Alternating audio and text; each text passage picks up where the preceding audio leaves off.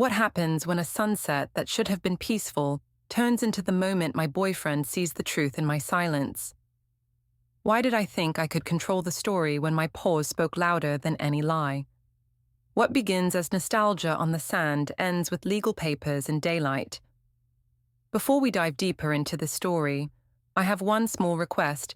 Please subscribe, drop a like, comment, and hit that hype button to boost this channel so more people can discover these incredible stories. I'm Evadne Morrell, and if you'd told me 6 months ago that a simple sunset would end my marriage, I would have laughed. It was supposed to be peaceful, a nostalgic walk with my ex, Julian, just two adults proving they'd moved on. The beach was quiet, the air warm, the light perfect for closure. When my husband, Caleb, called, I muted the phone and told myself it was fine. I wasn't doing anything wrong. At least, that's what I kept repeating later when he asked if I missed Julian. I smiled and said no, but the silence after my answer ruined me. People love to talk about betrayal like it's one sharp moment, but mine stretched slowly, through captions, photos, and little lies I swore were harmless. Caleb didn't shout. He didn't accuse me. He just started writing things down, labeling folders, and leaving the room when I entered. I thought that meant he'd given up. I didn't realize it meant he was getting ready. By the time I understood, it was too late. You think you're telling your side of the story until the paperwork proves whose version actually counts. I'm not proud of how it started. I told everyone it was just a friendly catch-up, that people who shared years together could sit on the same beach and talk like adults. The truth is, I wanted to see if he still looked at me the way he used to. Julian always had this calm energy, like the whole world bent toward him without him asking. I told myself I just needed closure. That word sounds clean, doesn't it? Like a door clicking shut. But that day, the door was wide open. He was already waiting by the boardwalk when I arrived, camera strap slung over his shoulder, hair longer than I remembered. The sun was dipping low, painting everything in that soft orange that makes you believe nothing bad can happen. He said I looked the same, maybe a little more tired. I laughed too loud, brushed my hair behind my ear, and said, "Marriage does that." He asked if Caleb still worked in project management.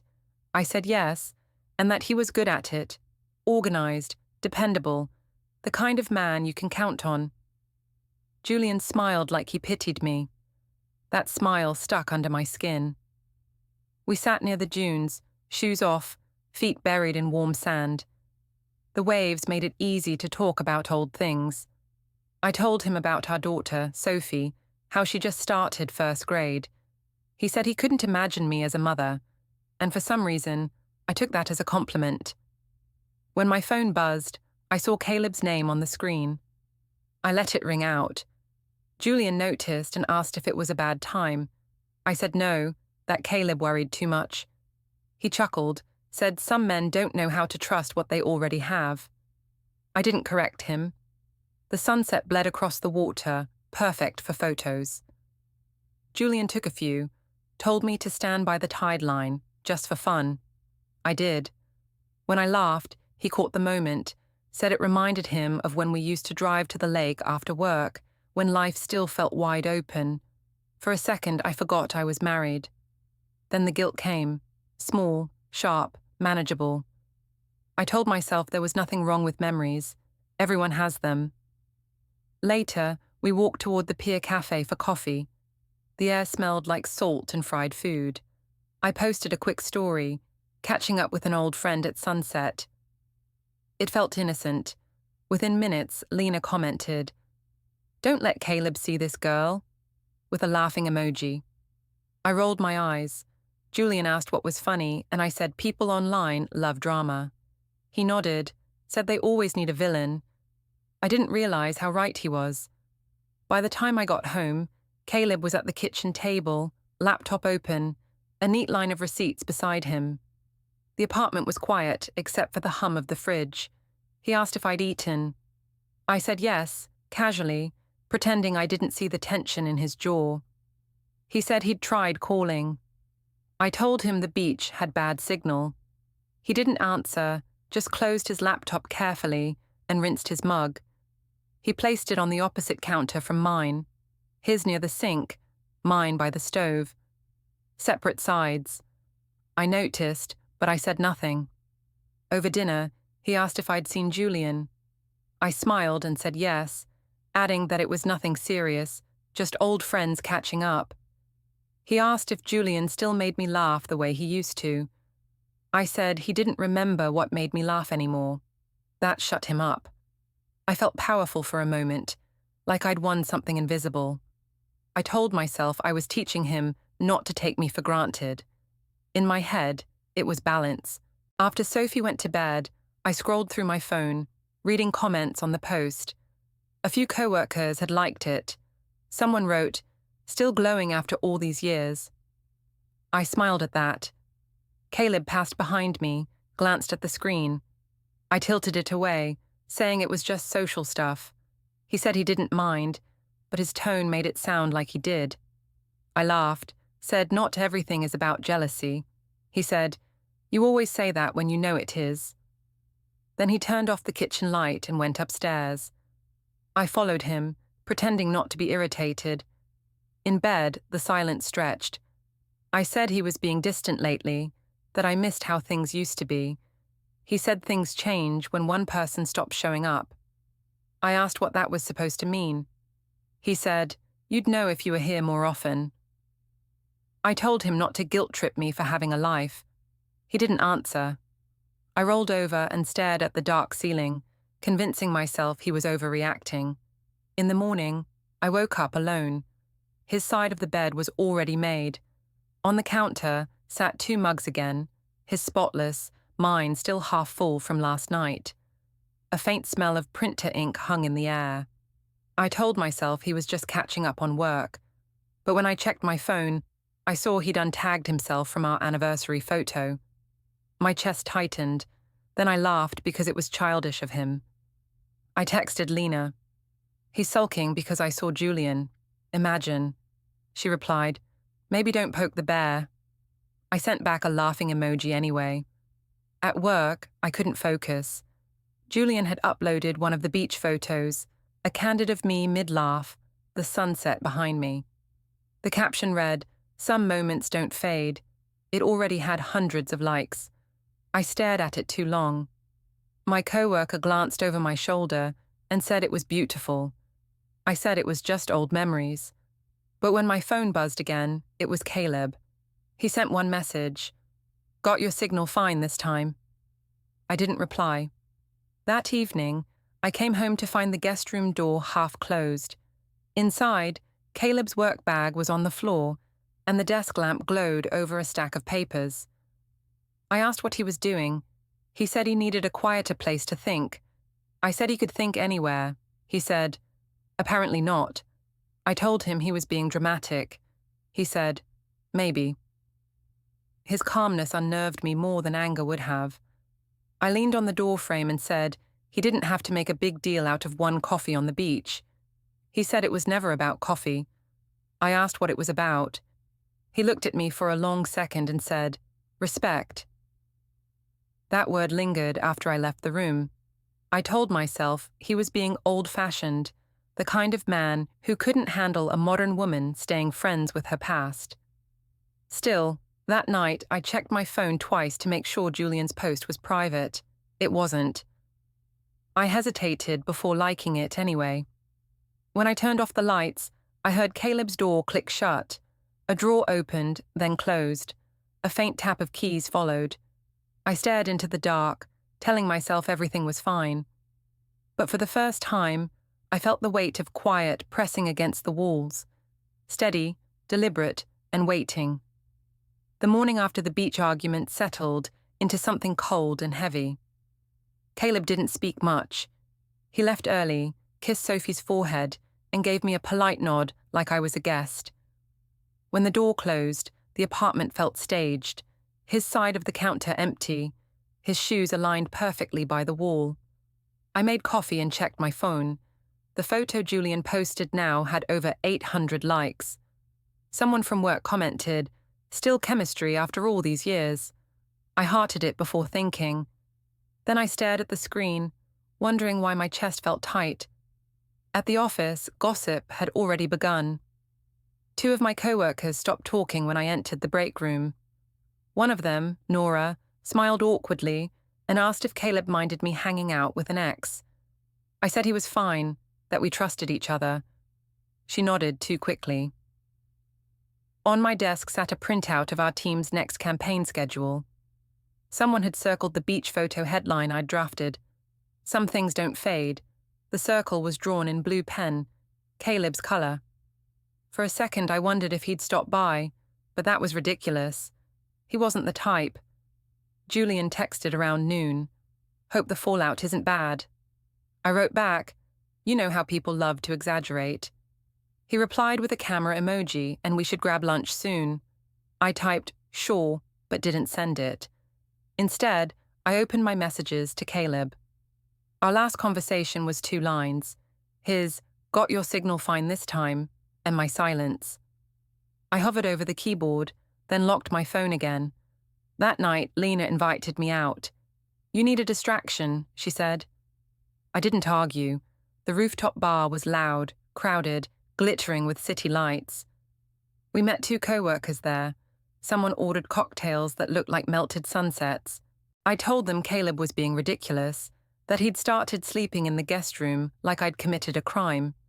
They laughed, shaking their heads. Men can't handle women who still get attention, one said. I nodded, pretending to believe it. Halfway through the evening, someone played an old song Julian used to love. It felt like a memory brushing my shoulder. I tried to ignore it, but Lena noticed. She leaned closer and said, "Don't tell me you still have feelings." I laughed it off. It's nostalgia, not emotion. She raised an eyebrow, sipping her drink. Just be careful, she said. Caleb doesn't strike me as the forget type. I shrugged. He'll calm down. My phone buzzed. A notification from an unknown number. Download complete, archive A. I frowned, assuming it was spam. But when I checked the details, the sender name was Caleb's email address. I felt a tiny chill crawl up my neck.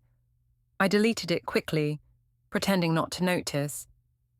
When I got home past midnight, the apartment was dark, except for a strip of light from the guest room.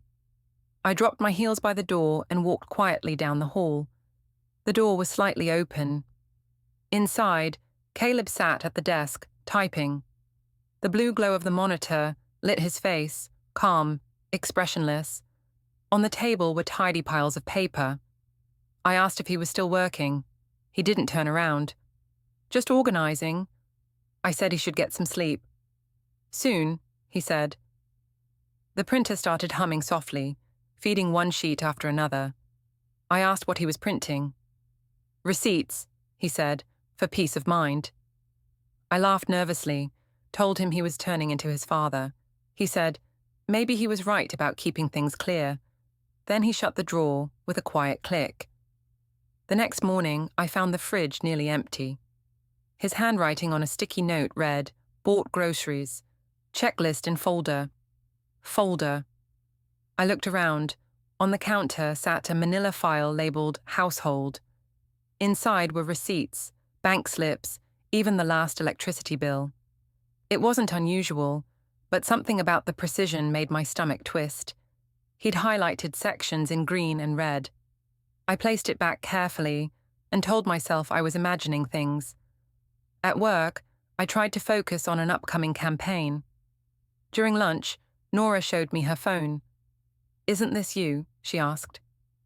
On screen was a meme, my beach photo next to a caption, when old friends mean old habits. My throat tightened. The post had been shared hundreds of times. I laughed anyway, saying people needed hobbies, but the laughter sounded wrong even to me. Afterward, I texted Lena. You didn't post that, right? She replied. Of course not. But maybe take it down before Caleb sees. When I got home that evening, Caleb was already there, quietly stirring something on the stove. I told him about the meme before he could bring it up. People are bored, I said. He nodded. It's amazing how fast boredom spreads. I waited for an accusation, but none came. I asked if he wanted me to delete it. "If it matters to you," he said, setting a plate in front of me. I said it didn't. He smiled faintly. "Good. Then neither does the photo." His tone was calm, but something in it made me uneasy. After dinner, he washed both plates, dried them, and placed his mug on the counter again. His side, separate. I picked it up, moved it next to mine, and said, "See? Together again." He looked at it for a second, then moved it back. "Balance," he said. "It keeps things steady." I rolled my eyes, calling him dramatic. He didn't respond. Later, as I scrolled through my phone, I noticed Julian had tagged me again. A selfie of him at some coastal gallery with the caption, "Missing the sunset." I liked it instinctively before realizing how it looked.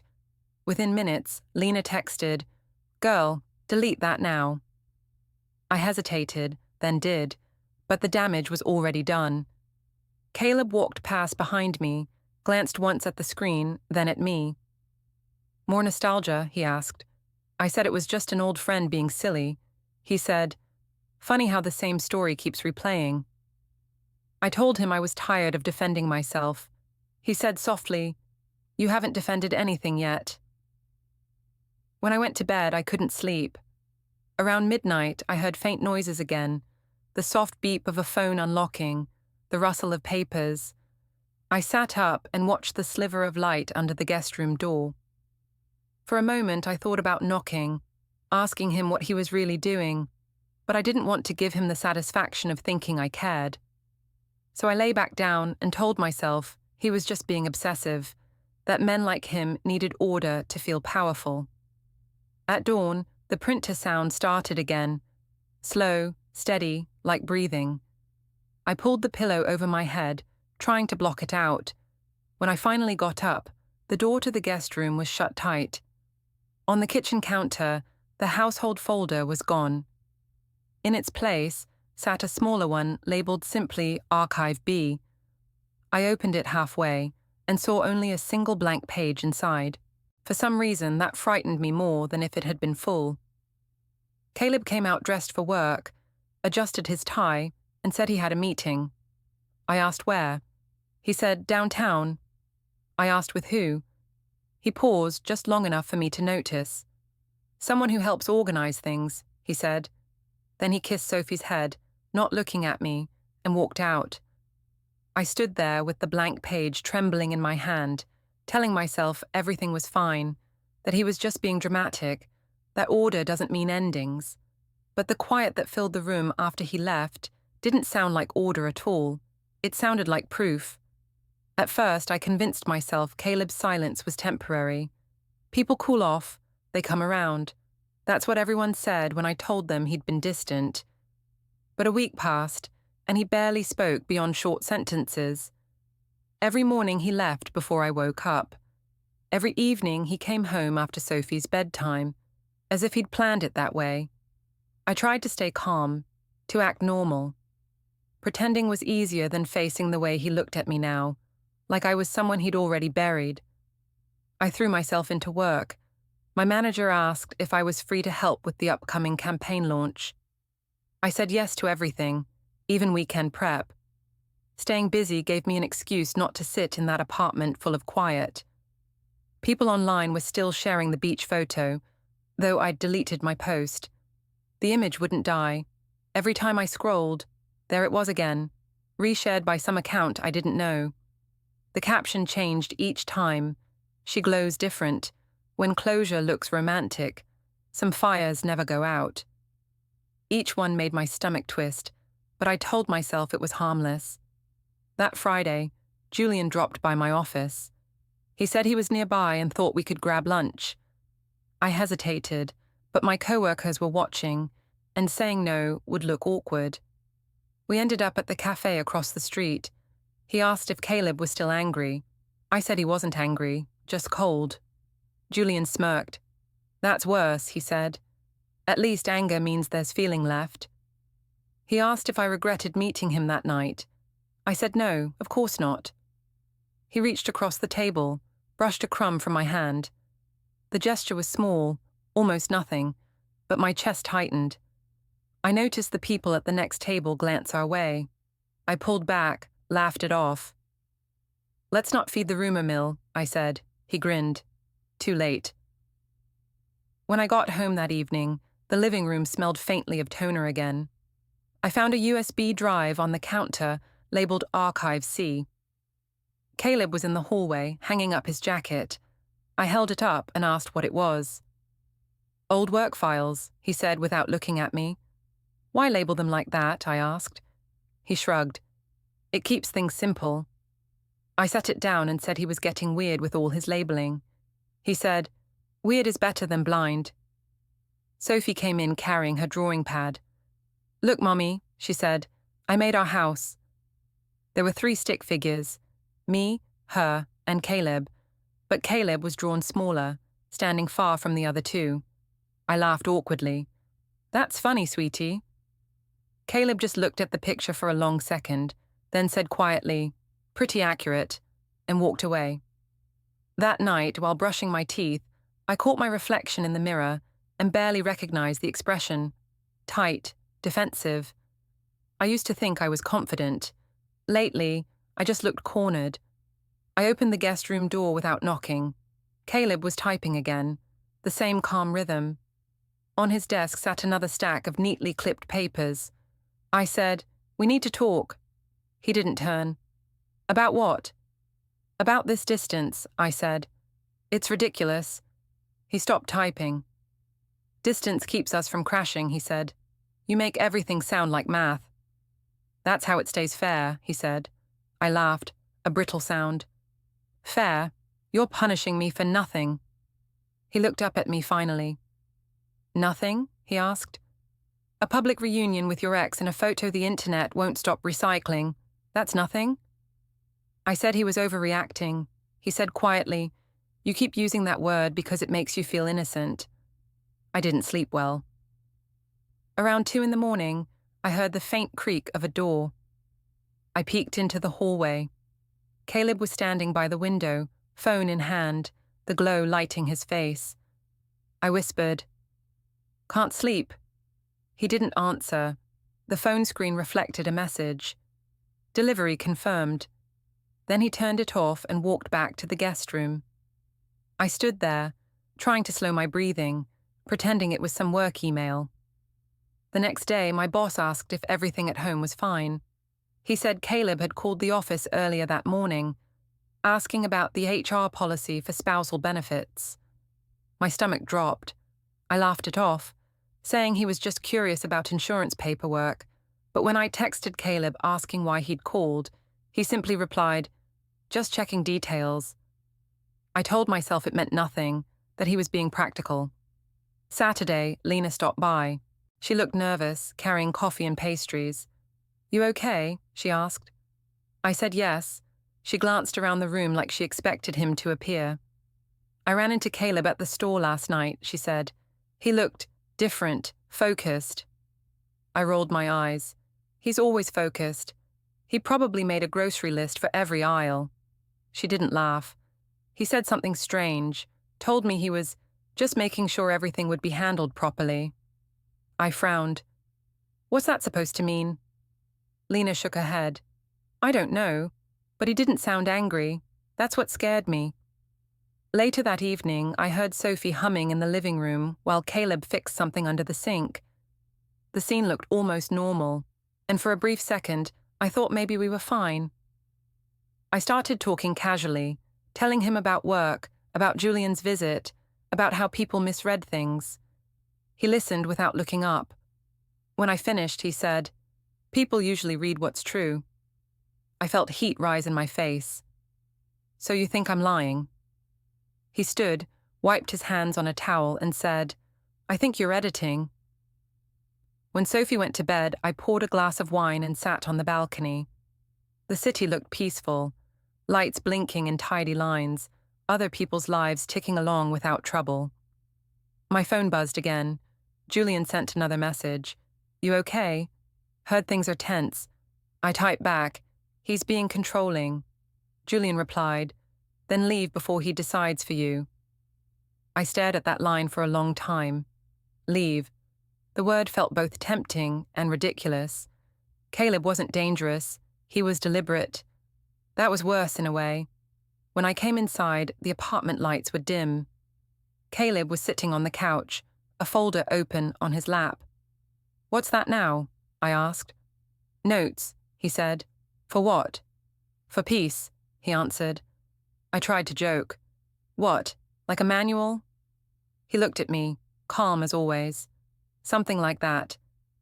I told him we should stop this Cold War and act like adults. He said, "Adults face consequences."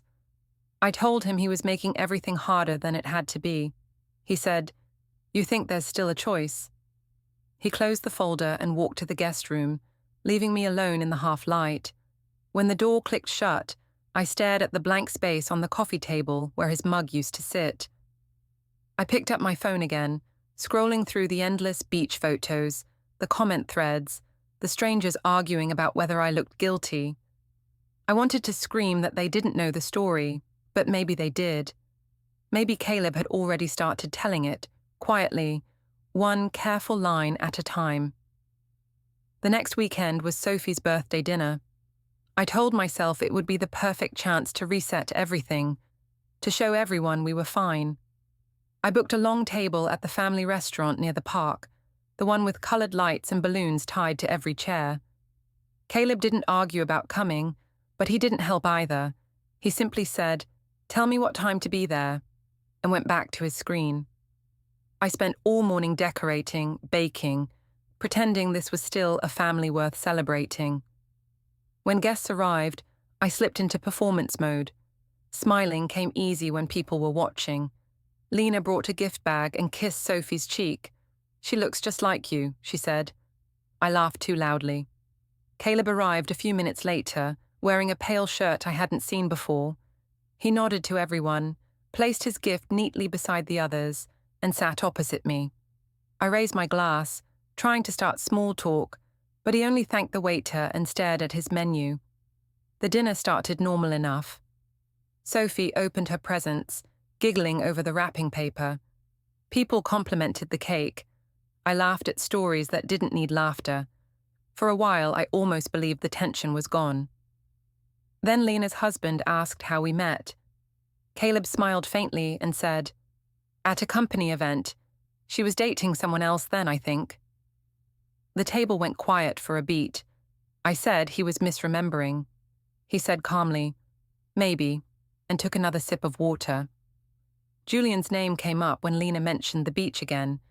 She asked if the photos had finally stopped circulating. I tried to laugh it off, said people were dramatic, but my voice cracked. Caleb said, "They're just photos. People like keeping records."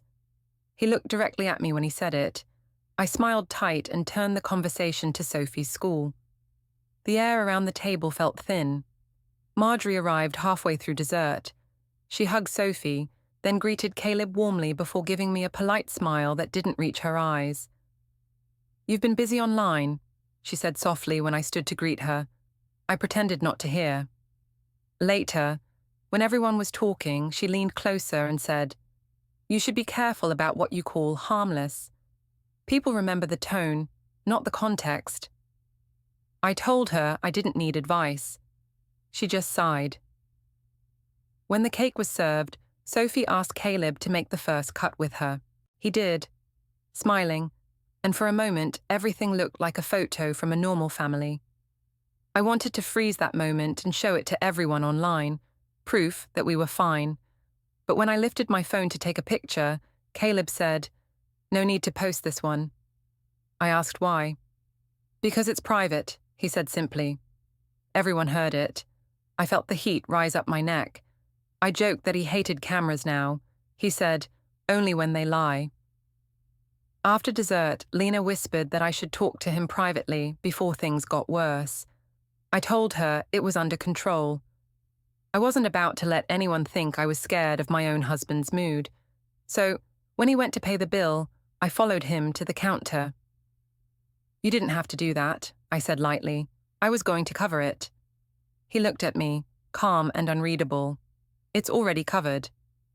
I said he could at least pretend we were a team. He said, pretending is what got us here. When we walked back to the table, I realized everyone had heard enough of our quiet argument to exchange glances. I sat down anyway, forcing a smile. Sophie was showing Lena her drawings again.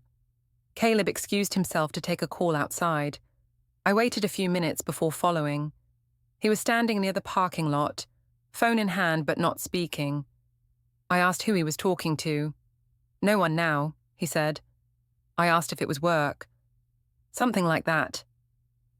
I told him this Cold War had to stop, that people were beginning to notice.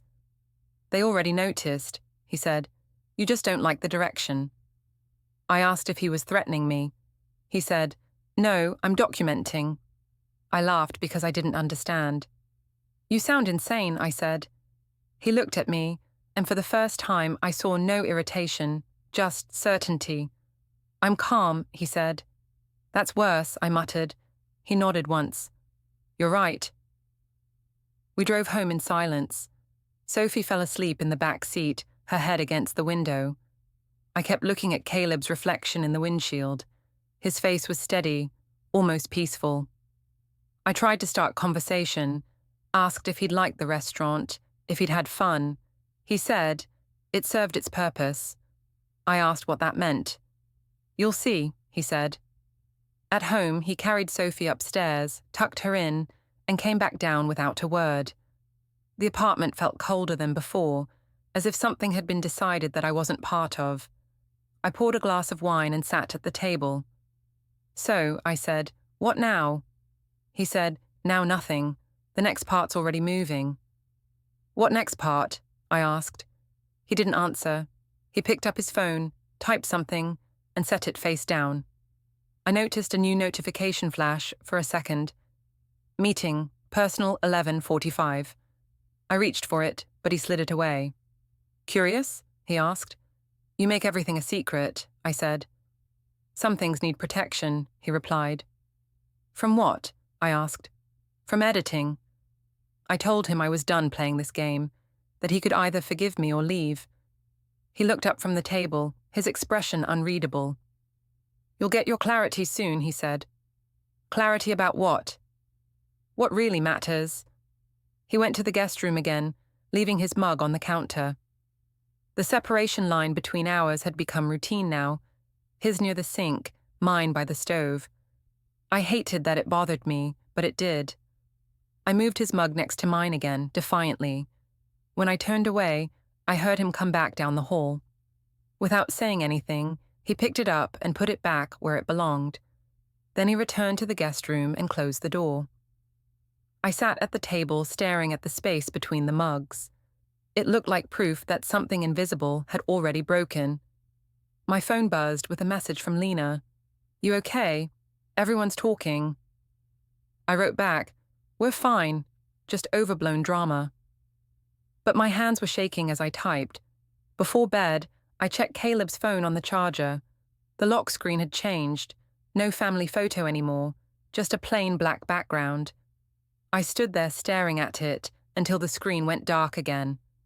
Upstairs, the faint hum of the shredder started, steady and rhythmic, almost like breathing. I lay in bed, listening, waiting for it to stop. It didn't. Monday morning came grey and heavy, the kind of sky that makes everything feel delayed. I got Sophie ready for school alone. Caleb had already left, his travel mug gone from the counter.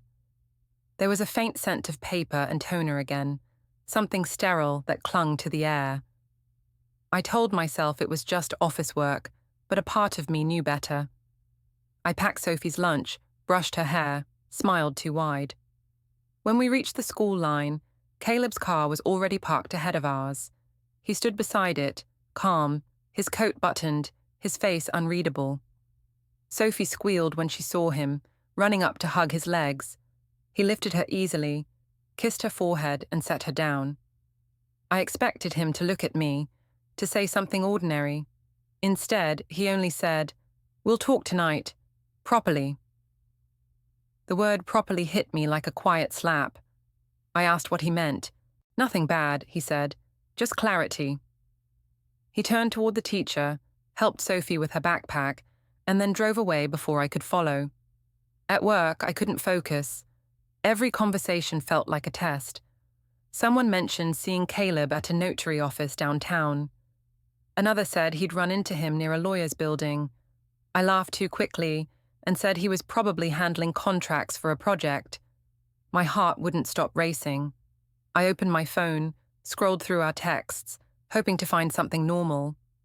The last message from him was 3 words: "We'll handle it." By the time I got home, the apartment looked staged again. The lights were off, his shoes perfectly lined up, a single envelope on the kitchen counter. My name was written in his even handwriting, but when I opened it, there was only a grocery list inside: milk, detergent, batteries, and a note at the bottom that said, "Handled." I wanted to scream. Instead, I laughed and told myself he was playing some weird control game. Lena called that evening. She said people at her office were talking about us, that someone had seen a thread online. I opened my phone and found it instantly. A collage of photos: me at the beach, Julian's post, Caleb and Sophie at the school fair. The caption read, "Some people edit the story until it edits them." The account had no name. The comments were brutal. I called Caleb, but he didn't answer.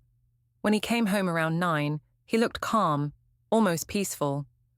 I stood by the counter, phone in hand. "Did you post that?" I asked. He said, "Post what?" I showed him the screen. He looked at it briefly and said, "Truth doesn't need an author." I said, "You're sick." He replied, "You keep saying that when you lose control." I wanted to throw something, but he just kept looking at me like he was waiting for a confession I'd never give. We sat in silence until Sophie padded out, sleepy-eyed, asking if everything was okay. I knelt down and said of course it was. Caleb crouched beside her, brushing her hair back. "Go back to bed, honey," he said softly. "Everything's being handled properly." That word again, properly. When she left, I whispered, "You're scaring her." He said, "No, I'm teaching her that peace takes preparation." I didn't sleep that night. Around 2, I heard him moving things in the guest room. The drawer clicked, papers slid into folders. I went to the door, ready to confront him, but he spoke before I could knock. "Go back to bed, Eva. It's almost done." His voice was too calm. I asked through the door what was done. He said, "You'll see soon." I backed away, suddenly cold. The next morning, his side of the closet looked emptier. A few shirts were missing, his briefcase gone. I called Lena in a panic, told her he might be leaving me. She said, he wouldn't do that without saying something. I almost believed her, until I opened my email and saw a new message forwarded from our shared bank account. The subject line read, "Statement update. Joint access modified." My breath caught. When I clicked the attachment, it showed his name listed as the primary account holder. I felt heat rise up my neck. I waited for him to come home that night. When he walked in, I held the printout up like evidence. "What is this?" I demanded. He looked at it, then at me. "Organization," he said. I shouted that he couldn't just take over everything. He said, "It's temporary, until things are clear." I asked what clear meant. He said, "When words stop meaning the opposite of what they are." I told him he was punishing me for something I didn't do. He said, "You keep calling it punishment because you don't recognize consequence." I felt my throat tighten. "You want to leave?" "Then leave," I said. He looked almost kind when he replied, "Leaving isn't always walking out. Sometimes it's stepping back until the noise stops." He went upstairs, leaving his keys on the counter. I noticed a new tag on the ring. Silver, engraved with the date of our wedding anniversary.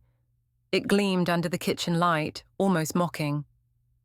When I picked up Sophie from school the next day, her teacher mentioned that Caleb had volunteered to help with the class field trip.